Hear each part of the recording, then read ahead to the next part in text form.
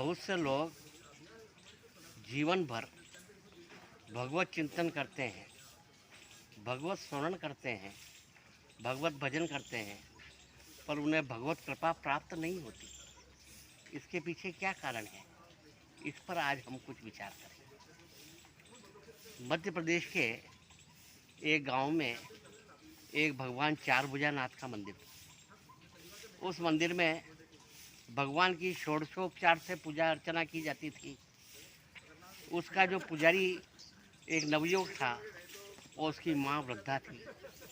वह माँ पुजारी के कार्य में, पूजन के कार्य में सहयोग करती थी, हाथ बढ़ाती थी और हमेशा मंदिर का झाड़ू पोछा लगाती थी, चंदन घिसती थी, तुलसी दल तोड़ के लाती थी, पुष्प चुनती थी और भगवान की पूजा अर्चना करने में जो भी कार्य था उसमें वो पूर्ण सहयोग अपना करती थी। एक बार वह जब फूल चुनने के लिए बगीचे में गई तब वह ठोकर लगने से नीचे गिर गई और गिरने से उसके कूल्हे का जो गोला होता है वो टूट गया और वो चलने से लाचार हो गई। अब जब वो उससे बिस्तर पकड़ लिया और चल फिर नहीं सकती तो बहुत दुखी रहती थी कि मैं अब भगवान की सेवा शुश्रूषा करने में असमर्थ हो गई हूँ। अब कौन फूल चुन के लाएगा, कौन तुलसी दल का लाएगा, कौन झाड़ू पोछा लगाएगा, भगवान का काम कौन करेगा। और वो इस तरह से भगवान को कोसने भी लगी कि हे भगवान, मैं तो तेरा ही काम करती थी और तूने मुझे ये क्या दुख दिया, मेरे को ऐसा अपंग क्यों कर दिया, असहाय क्यों कर दिया ताकि मैं तेरा सेवा नहीं कर सकूँ, शुश्रूषा नहीं कर सकूँ।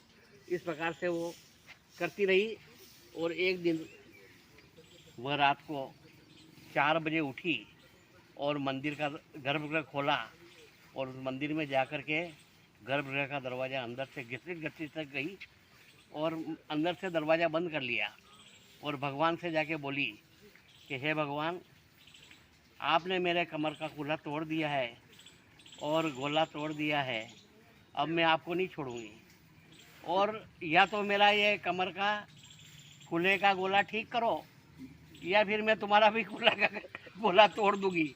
और ऐसा किया कि उसे जो चंदन घिसने का जो पट्टा होता है पत्थर का, वो उठा लिया और उठा के भगवान को जैसे ही मारने लगी तो भगवान एकदम प्रकट होकर उसका हाथ पकड़ लिया कि भाई नाराज मत हो, मैं तेरा ठीक करता हूँ। और उन्होंने जैसे ही हाथ फेरा और उसका कूल्हा का गोला ठीक हो गया और वो स्वस्थ हो गई।